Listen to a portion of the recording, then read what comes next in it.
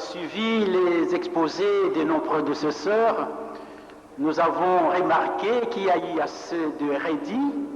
Nous ne pouvons plus revenir sur les choses qui ont été déjà redites. Nous faisons un effort pour que nous puissions dire ce qui est quand même essentiel. Nous allons tout droit au but. Nous tenons d'abord à remercier le chef spirituel, le représentant légal de l'église kimbanguiste et le comité d'organisation de la conférence de nous avoir offert cette opportunité de prendre la parole devant cette auguste assemblée pour présenter le message et les actes de puissance de Papa Simon Kimbangu sous forme de réflexion. Parler pour l'heure du message ou des actes de puissance de Papa Simon Kimbangu n'est plus un phénomène nouveau dans le monde kimbanguiste et non kimbanguiste.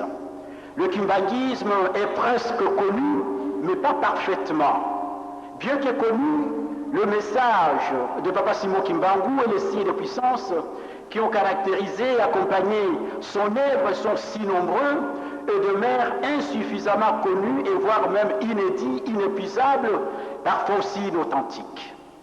Chose curieuse encore, Papa Simon Kimbangu continue jusqu'à ce jour à se manifester, à opérer des signes de puissance, à se révéler chez plusieurs personnes kimbanguistes et non kimbanguistes à travers les différents coins.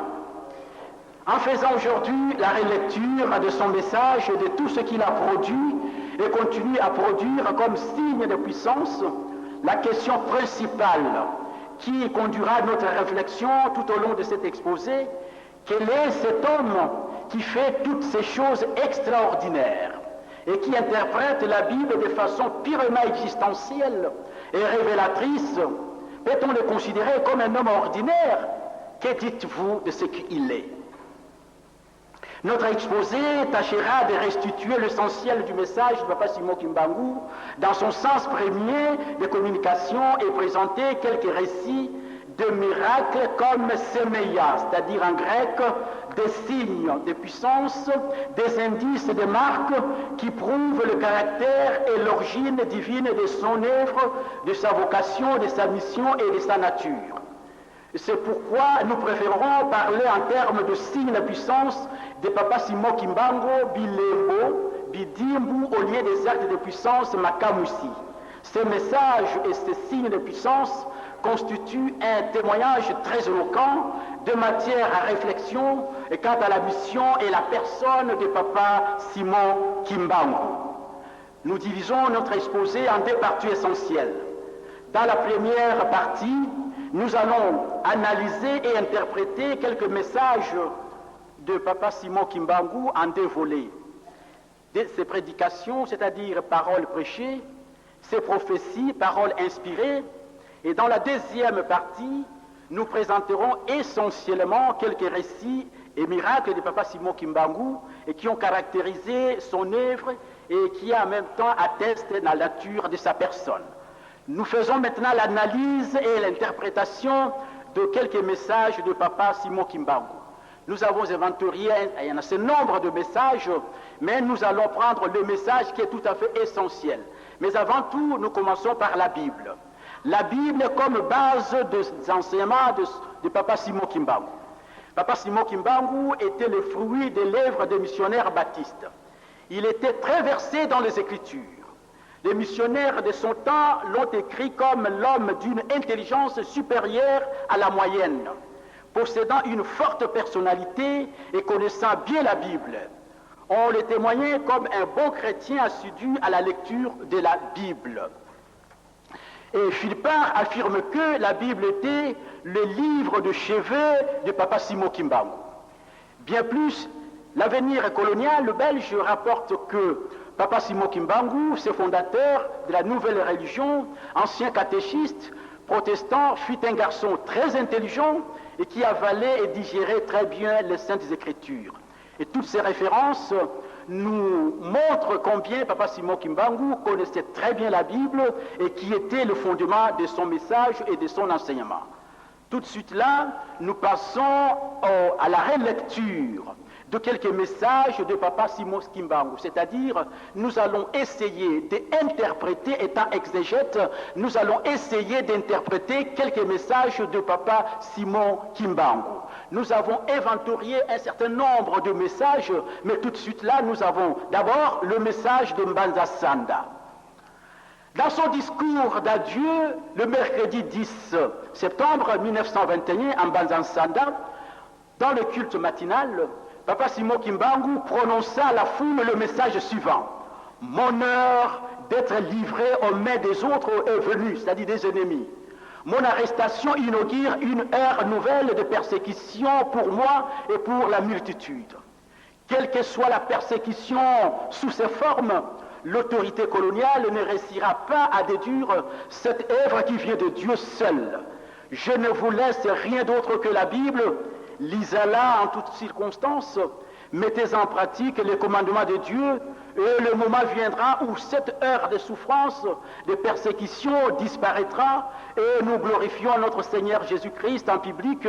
En ce moment-là, les blancs deviendront des noirs, et les noirs deviendront des blancs. Mais je vous recommande, en dépit du fait que nous serons persécutés, nous avons l'obligation de les aimer, pour que nous soyons conformes à l'Évangile, ne jamais haïr nos ennemis. Nous faisons l'interprétation de ces messages. D'abord, nous relevons dans ces messages la vision lointaine de Papa Simon Kimbangu de prédire les choses à venir, sa connaissance sur la réalité future. Il paraît tout savoir, il paraît tout connaître. Papa Simon Kimbangu, connaissant généralement le plan de son action dans le temps tout comme dans l'espace, eh bien, il donne un discours-programme de la manière dont son ministère se déroula. Il commence d'abord, il annonce le moment venu de son arrestation, les conséquences qui en découleront. Il préfère l'esprit. Il annonce le moment venu de son arrestation et les conséquences qui en découleront. Il prépare l'esprit de ses fidèles face à la situation. De même, Jésus, connaissant que son heure est venue et qu'il doit être arrêté et livré aux mains des ennemis, Jésus aussi donne un discours, programme en prévision de ce qui lui arrivera. Lavement de pieds en signe de deuil, trahison par des Judas, préparation de l'esprit de ses disciples, l'invitation à l'amour fraternel et arrestation, crucifixion et la mort. Et tout cela, nous le trouvons dans l'évangile de Jean à partir du chapitre 13 jusqu'au chapitre 20. Alors, de ce discours, programme de Papa Simon Kimbangu, nous retenons un fait important. C'est quoi en fait? C'est le fait de posséder, c'est-à-dire la possession de la science, la possession de la connaissance de façon universelle, les dons, les prédispositions de connaître tout à l'avance, toutes les choses à venir, même dans leurs plus petits détails, et toutes les choses à venir, même dans leurs plus petits détails qu'il avait annoncé dans son discours programme en Mbanza Sanda, se sont réellement et effectivement accomplies. Les persécutions pour lui-même, la persécution pour les fidèles. Il y eut 150 000 martyrs issus de 37 000 familles qui ont été déportés. Malgré les atrocités les plus terrifiantes imposées à Simon Kimbangu et à ses fidèles, l'autorité coloniale belge n'est pas parvenue à anéantir ce qui vient de Dieu, l'œuvre de Papa Simon Kimbangu. L'église de Kimbangu est aujourd'hui fondée et reconnue officiellement par lui-même l'État belge en 1959 et enfin le gouvernement colonial en 1960. Les kimbanguistes sont aujourd'hui libres et pris en public. Tout ce que Papa Simon Kimbangu connaissait et prédisait s'est réalisé. De même, tout ce que notre Seigneur Jésus-Christ aussi avait annoncé dans son discours, programme, s'était aussi accompli. Eh bien, il était arrêté lui aussi, maltraité, crucifié, mis à mort, enseveli après 3 jours. Il a été ressuscité des morts. Donc, cette qualité, ces attributs de Papa Simon Kimbangu comme de notre Seigneur Jésus-Christ, de posséder la science, de posséder la connaissance de façon tout à fait universelle. Eh bien, ça, ce sont des attributs ce sont des valeurs qui sont essentiellement divines et que nous pouvons appeler en fait de l'omniscience. Alors, deuxième élément à souligner ici, dans le discours du papa de Mbanza Nsanda, c'est aimer ses ennemis.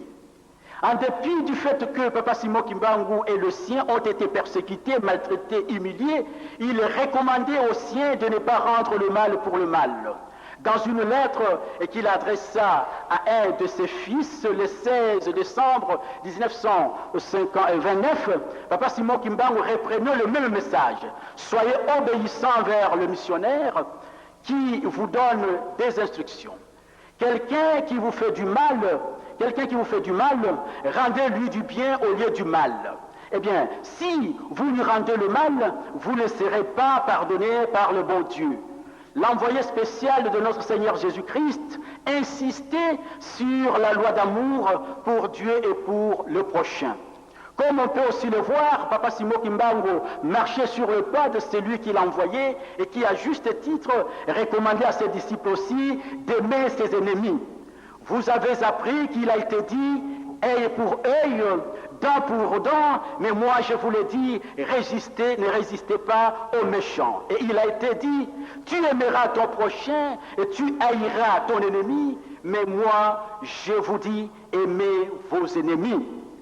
Bénissez ceux qui vous maudissent, faites du bien à ceux qui vous haïssent et priez pour ceux qui vous maltraitent et ceux qui vous persécutent. Nous trouverons tout cela dans Matthieu 5, 38 et 43 jusqu'à verset 44. Papa Simon Kimbangu, dans son message en Mbanza Nsanda, il a aussi insisté sur la persévérance dans la foi et face aux épreuves endurées. Un troisième élément que nous avons analysé, que nous avons ressortir de ce message de papa en Mbanza Nsanda, c'est en fait quoi? C'est le respect du temps, ce que nous appelons en grec le kairos. Papa Simon Kimbangu dit « mon temps est venu ». Comme le disait aussi Christ, « mon temps est accompli ». C'est le moment convenable, opportun, temps favorable, occasion. Il est temps. C'est le moment. Donc, Papa Simon Kimbangu gérait son temps comme Jésus. C'est pour montrer qu'il n'agissait pas selon la volonté de l'homme, mais selon la volonté de Dieu qui était lui-même. C'est Dieu qui est la source de notre temps. C'est Dieu qui est à la source du programme de nos actions. On ne peut rien faire avant que le temps de Dieu ne soit accompli. Quelles que soient les circonstances, les impératifs ou les circonstances, eh bien, il faut laisser tout entre les mains du Seigneur qui seul a le pouvoir de gérer son temps. La finition de cet amphithéâtre que vous contemplez pour le moment, est liée aussi à la théologie que nous appelons la théologie du temps, le kairos. Une fois que le temps voulu par Dieu de Kimbangu est venu, tout s'est fait automatiquement et de façon prodigieuse. Eh bien, qui pouvait imaginer que ce si gigantesque édifice, comme celui-ci, puisse finir ses travaux dans un temps si record, si ce n'est pas le Dieu de Papa Simon Kimbangu.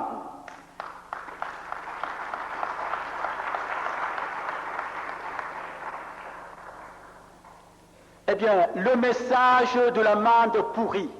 Je m'excuse encore de vous interpréter, je ne pourrais pas encore vous interpréter le message en tant qu'exégète de ce message de l'amande pourrie. Il est tout à fait riche, mais en tout cas, je vous en fais grâce, nous faisons course au temps. Nous passons maintenant au message de jeune Kimbangu à son père Kouyela, sa préexistence. Tout ce que je peux vous dire, tout simplement, vous savez l'histoire.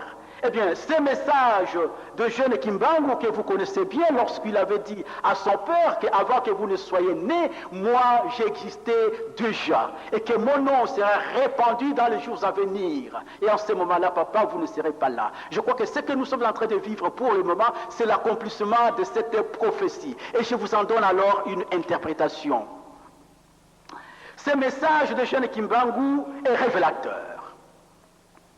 En tout cas, est révélateur Ça revendique ici sa personne, son identité mystique, sa préexistence avant son Père et les autres.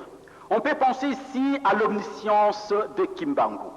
Il existait avant ses aînés, avant même ses parents. Le message de l'enfant Kimbangu, si je l'appelle enfant Kimbangu, parce qu'en ce moment-là, il était encore enfant, lorsqu'il parlait à son père.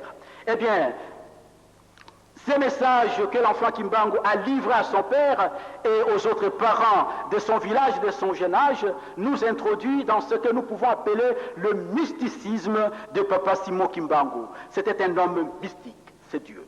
Donc, il n'est pas un homme ordinaire comme nous. Il est doté d'une omniscience. Il reconnaît avoir existé avant son père et que son nom sera répandu dans le monde entier. Aujourd'hui, cette parole s'est effectivement accomplie. Le nom de Papa Simon Kimbangu est proclamé tout haut à travers le monde entier pendant que son père Kouyela n'est plus avec nous ici. Donc cette conférence internationale sur sa personne est une illustration éloquente de ce qu'il avait déclaré timidement ces jours-là, son père Kouyela. Tout se passe aujourd'hui tel qu'il avait annoncé dans sa jeunesse.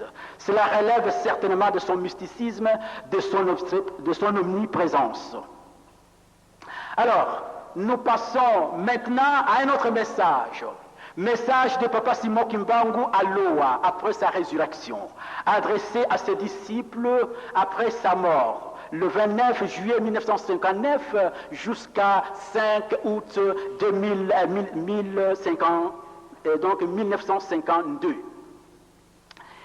En date de 29 juillet 1952, presque une année après sa mort, Papa Simon Kimbangu est apparu physiquement chez ses disciples en déportation à Loa, comme le cas du Christ qui était apparu chez ses disciples après sa résurrection. Papa Simon Kimbangu demeura avec eux pendant presque 8 jours. Et c'est au cours de cette apparition qu'il leur adressa ce message. Moi, Simon Kimbangu, le fils de Bakongo, j'ai vaincu le monde. Eh bien, Jésus m'a donné les 4 coins du monde. Il y aura un seul royaume, une seule église et une seule langue. Ce message, théologiquement, est un message très, très, très riche, qui a des similitudes avec le discours de Jésus après sa résurrection. Comme Christ a vaincu le monde, eh bien, Papa Simon Kimbangu, son envoyé, l'a vaincu lui aussi. Ainsi, Christ lui a donné la responsabilité pour continuer et achever son œuvre rédemptrice dans le cadre de la libération et de la réhabilitation du peuple opprimé, des peuples dominés, des peuples méprisés à travers les 4 coins du monde. Un seul royaume, une seule église, une seule langue symbolise en fait l'unité et bien sûr l'unité sur le plan universel. Eh bien, nous passons maintenant à l'étude de 3 textes bibliques. Papa Simon Kimbangu n'a pas seulement donné des messages comme ça, mais il a fait aussi des prédications très poignantes. Alors nous avons choisi 3 textes. 3 textes, Matthieu 21, 42 à 43. Luc 15, chapitre 3 au verset 7. Luc chapitre 14, 15 à 24. Mais quels sont les textes en question? Premier texte, c'est quoi? Premier texte traite de la pierre qui a été rejetée par le bâtisseur et cette pierre est devenue une pierre angulaire. Eh bien, nous allons vous faire un tout petit peu l'interprétation de ces textes. Mais avant tout d'arriver à l'interprétation de ces textes, eh bien, je voudrais que nous nous rendions compte du contexte, de la situation dans lequel Papa Simon Kimbangu se trouvait lorsqu'il a prêché cette parole ou bien ce texte-là. Donc, contexte politique, contexte religieux et contexte sociopolitique de la prédication de Papa Simon Kimbangu. Eh bien, comme on le sait, au XIXe siècle, le XVIe siècle, plutôt le XIXe siècle, fut un siècle politique. économique, d'intérêt plutôt politique, intérêt économique, mais aussi un siècle d'un grand réveil spirituel. Souvenez-vous qu'à cette époque-là, l'Africain, particulièrement l'homme noir, n'était pas pris à sa juste valeur. Il était considéré comme une race inférieure par rapport aux autres races. Eh bien, qu'est-ce que nous pouvons dire? Eh bien, nous disons que nous pouvons ici vous donner un ouvrage très important et qui souligne justement cette infériorité de l'homme noir. Un ouvrage paru aux USA en 1925 a été qualifié d'abominable et absurde par le père jésuite Charles, dans lequel l'auteur confirme le statut animal et bestial du nègre. Il qualifiait le nègre d'une hybride créée avec le langage articulé et de main pour servir son maître, et qui est le blanc. Il déduit que les nègres ne sont que des singes. Les prendre pour les hommes, essayer de les éduquer, et puis de les élever, de les christianiser, est une entreprise criminelle. Seuls les blancs, pire race, ont une âme. Donc vous pouvez imaginer dans quel contexte l'homme noir s'est trouvé. Et c'est dans ce contexte juste et que Papa Simon Kimbangu a fait ce message en ce qui concerne la pierre et qui a été rejetée, ce qu'autrefois son éminence appelait l'équifoila. Eh bien cette pierre a été rejetée et finalement cette pierre a été récupérée pour devenir une pierre angulaire. Eh bien Papa Simon Kimbangu, dans son exégèse, plutôt dans son herméneutique, disent que, eh bien, c'est la pierre angulaire, c'est l'homme noir. L'homme noir qui a été rejeté, l'homme noir qui avait perdu presque sa valeur, et est maintenant récupéré. Et c'est Papa Simon Kimbangu qui vient récupérer l'homme noir. Alors, nous passons à d'autres messages herméneutiques, encore théologiques, de Papa Simon Kimbangu en ce qui concerne la brebis perdue. Ce deuxième texte est aussi une parole, celle des brebis perdues. Il s'agit ici d'un berger et qui avait 100 brebis. Mais ayant constaté et qu'il a perdu une, s'en alla à la recherche de cette 100e brebis qui manquait. Eh bien, selon Papa Simon Kimbangu, cette 100e brebis et qu'il fallait chercher et qu'on trouva, c'est la race noire, peuple opprimé, méprisé, dominé et vivant dans des situations de discrimination et de rejet. Alors, nous allons tout de suite là vous donner encore, nous sommes en train justement de laisser tomber d'autres messages, d'autres choses. Eh bien, nous allons maintenant analyser des prophéties de Papa Simon Kimbangu. Nous allons vous donner l'aspect philosophique, l'aspect politique, l'aspect économique et l'aspect religieux de ce message. Je voudrais encore revenir en tant qu'exégète, vous savez très très bien, le texte a toujours été très riche. Même un texte que nous avons dans le Nouveau Testament ou dans l'Ancien Testament, on peut le lire de deux manières.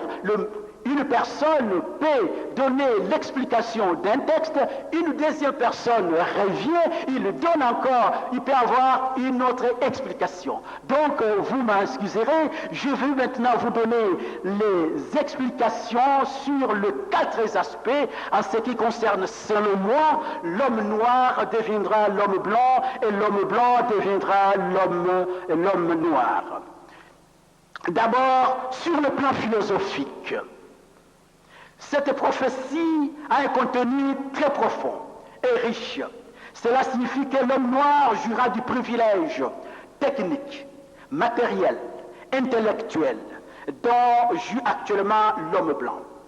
La race noire aura le privilège d'avoir ses propres savants, avec lesquels elle procédera à ses propres inventions.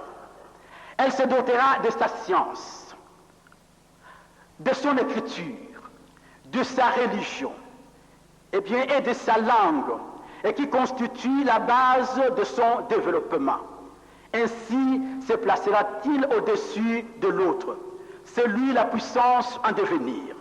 Toute la civilisation de l'homme blanc que nous jugeons de positif aujourd'hui, par exemple, toutes les bonnes habitudes, toutes les bonnes habitudes de l'homme blanc, le respect par exemple de l'heure, les conditions hygiéniques, les propriétés, les luxes, tout ce qu'on a pu avoir comme l'abondance, se substituera en civilisation de l'homme noir. Donc l'homme noir héritera alors de toutes les bénédictions de Dieu. C'est comme le dit la tradition kimbanguiste. Eh bien, mon ami qui m'a précédé a répété encore cette parole, et nous le répétons, c'est très riche pour nous. Mundele azwaki un quart. Même Tomuindu Nzambe Akopesaye 3 quarts. Eh bien, cela est très important. La réhabilitation de Papa Simon Kimbangu est une victoire de l'homme noir qui récupère sa place d'Adam. Lui qui occupait la première place, et en tant que première créature, et parce qu'il en a perdu à cause de sa désobéissance. Je crois que son éminence Diangenda, Papa Mfumalongo, c'était toujours plein de l'immobilité de l'homme noir. L'homme noir n'arrive pas même à modifier la pirogue que ses ancêtres lui ont laissée. Il ne parvient pas à fabriquer même une simple aiguille. Quelles que soient ses compétences intellectuelles, eh bien, cette prophétie de Papa Simon Kimbangu, qui prédit la suprématie de l'homme noir, va casser maintenant cette immobilité de l'homme noir sur le plan technique, sur le plan scientifique. Eh bien, ça lui redonne espoir. Donc, la philosophie de cette prophétie ne peut être réalisable que lorsque l'homme noir est spirituellement bien disposé et bien connecté. Sur le plan politique, cette prophétie joue un rôle important. La littérature coloniale belge affirme que c'est Papa Simon Kimbangu, le premier dans notre pays, eh bien, qui avait fait prendre conscience aux Congolais qui vivaient sous la domination étrangère. Le discours de Papa Simon Kimbangu affirmait que l'indépendance politique était la première des libertés. Eh bien, de tout peuple se devait d'arracher, et s'il tenait à être traité d'égal avec les autres. Eh bien, ce n'est qu'une fois libéré à l'asservissement et de la domination politique, eh bien, de la domination certainement de la domination politique étrangère, et qu'un peuple devrait être capable de s'organiser en vue de la conquête et d'autres formes de liberté. Eh bien, sur le plan religieux, et cette parole de Papa Simon Kimbangu est aussi très significative. Elle bouleversa l'esprit des missionnaires. Rappelons-le que le christianisme nous a été enseigné par les missionnaires. On avait la ferme conviction à cette époque-là, comme si c'est le missionnaire qui détenait le monopole du salut. Et c'est lui qui avait le privilège d'entrer en contact avec Dieu. Et dans la pratique, on s'imaginait comme si la relation entre Dieu et l'Africain devait impérativement passer par le missionnaire. Et cette prophétie peut religieusement signifier que le privilège dont jouissait l'homme blanc d'être serviteur, missionnaire, envoyé de Dieu en terre africaine, peut lui être ôté et confié à l'homme noir. Et cela s'est déjà concrétisé à la personne de Papa Simon Kimbangu en tant qu'envoyé spécial de notre Seigneur Jésus-Christ. Autrefois, c'est le Nord qui évangélisait le Sud. Autrefois, c'est le Nord qui évangélisait le Sud. Eh bien, cette fois-ci, c'est le Sud qui évangélisera le Nord. Et c'est dans cette perspective que son éminence avait souvent l'habitude d'exhorter ses théologiens en disant « Vous allez défiler le monde entier ». Eh bien, autrefois, c'était l'occidental qui défilait le monde pour enseigner Jésus-Christ. Et cette fois-ci, c'est le tour de l'Africain de sillonner le monde pour parler de Simon Kimbangu, de Papa Simon Kimbangu. Eh bien, cette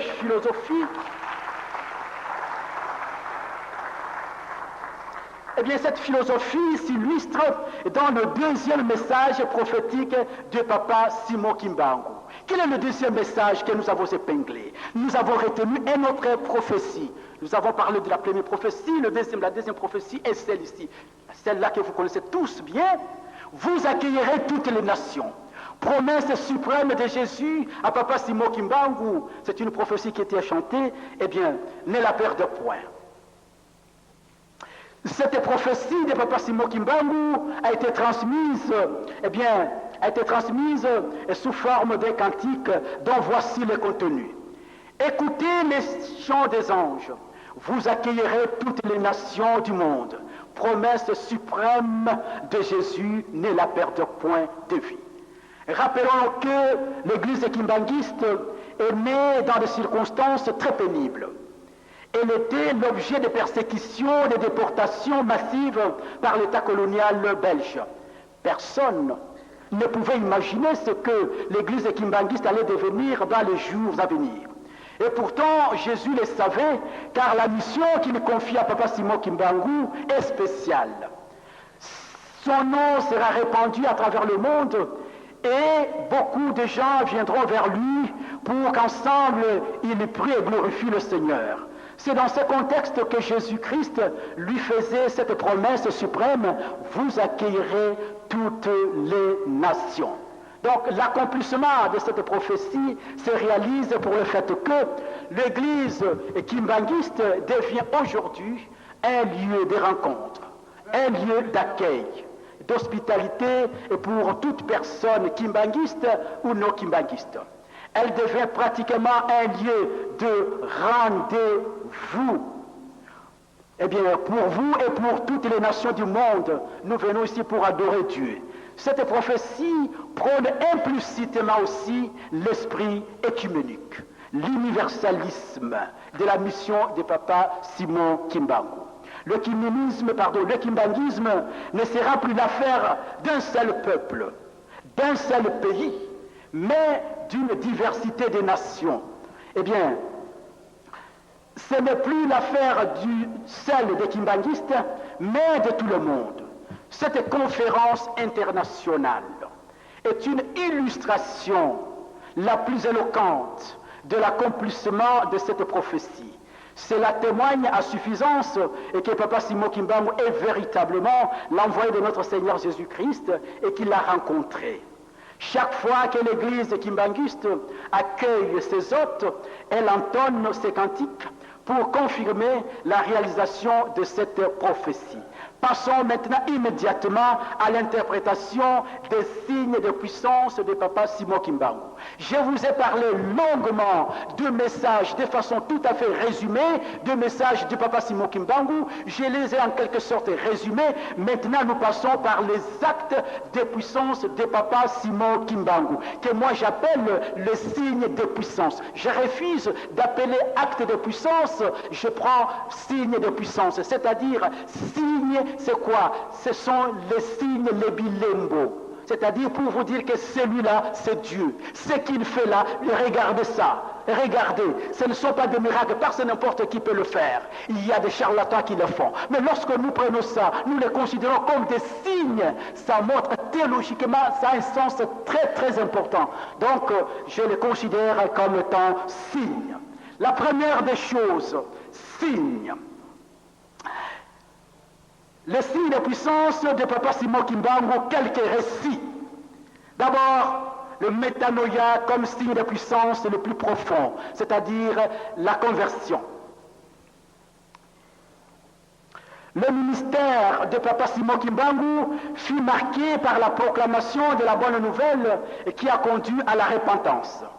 Anderson, missionnaire Anderson, affirmait que l'avènement de Papa Simon Kimbangu fait vider des missions protestantes de leur stock de Bible. Des usines furent désertées en masse par ceux qui rendaient voir Papa Simon Kimbangu. Des soldats qui n'obtenaient pas de permission auprès des officiers désertèrent aussi pour pouvoir se rendre en Kamba. La prédication de Papa Simon Kimbangu et qu'il avait opéré plutôt une profonde repentance. Beaucoup amenaient d'eux-mêmes auprès de Papa Simon Kimbangu leurs fétiches. D'autres les jetaient et les brûlaient d'eux-mêmes. On trouvait toutes sortes de fétiches jetés et brûlés le long de chemins qui conduisaient en Kamba. Festi rapporte que la prédication de Papa Simon Kimbangu a conduit à des résultats prodigieux. Les missionnaires assurent avoir vu des fétiches partout sur les chemins et le père Ron affirme en avoir ramassé des brouettes. Eh bien, beaucoup de maris, écrit Père Ron, ont rejeté leurs femmes n'en gardant qu'une. Eh bien, la repentance est comme premier signe de puissance de l'action de Papa Simon Kimbangu, démontre qu'il est le porteur de la bonne nouvelle du salut, d'évangile qui libère. Alors, nous avons maintenant un autre signe de Papa Simon Kimbangu qu'il a manifesté à Lutendele. Nous savons tous que Papa Simon Kimbangu a été mis dans un tonneau et jeté dans le fleuve. Et finalement, il est ressorti pour marcher sur les eaux. Qu'est-ce que nous pouvons retenir dans ce signe-là? Il s'agit d'un signe de puissance et qui illustre la parole du Christ. Celui qui croit en moi fera des œuvres les plus grandes. Cela prouve que Papa Simon Kimbangu était Dieu pour nous et qui était doté du pouvoir, de puissance et d'une force divine extraordinaire. C'est ce qui caractérise son impotence et son autorité divine. Signe de Papa Simon Kimbangu manifesté à Kimiala. Je ne voudrais pas ici revenir sur ce qui s'est passé à Kimiala. Qu'est-ce que je peux tout simplement dire? Eh bien, Papa Simon Kimbangu détenait la puissance de capturer la force du mal, de dominer sur les mauvais esprits. C'est pour montrer qu'il avait un pouvoir divin. Signe de puissance de Papa Simon Kimbangu manifesté à Thiès-Ville. Le samedi 3 décembre 1921, Papa Simon Kimbangu, toujours enchaîné, eh bien, quittait Thiès-Ville pour Léopoldville en route pour Lubumbashi. Un incident s'est produit. Au moment précis où le machiniste sénégalais a reçu l'ordre de démarrer, le train refusa de partir. Et Papa Simon Kimbangu exigea de rencontrer sa famille. Eh bien, faute de quoi, le train ne pourrait démarrer. L'officier belge fit venir